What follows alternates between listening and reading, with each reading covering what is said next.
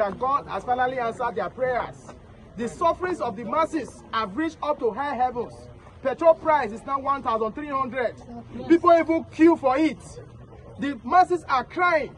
And that is why Edo people decided to go today to vote the candidate of their choice. And that is the person of Okpebholo.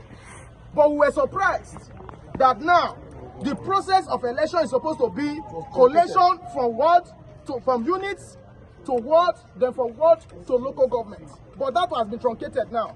The APC, as we speak now, they have barricaded the INEC state office.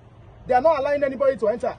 They are there with their thugs, they are there with their boys, except their agents. They are collecting results there now. What we are saying is that they must return back to the process. The process is as it is. They are supposed to be in the LGA now. They have no business in INEC headquarters here. The REC is supervising it. They are rigging this election. They want to rig it, but it will not happen in Edo. Amen. It will not happen in Edo. We are saying they move the collation from the units to the states. We are saying that no, the due process must be followed. We are not saying that anybody should assist us to 20. No, we are saying that due process must be followed. Let the voice of the people count. If they are not ready to do election, let them tell us.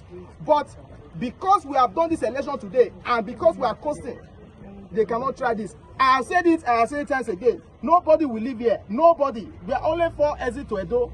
Nobody comes in, nobody goes out. If they are not ready to do election, let them tell us. But it must be free and fair. You cannot take a world collation center to INEC because I know what they are trying to do. It's impossible.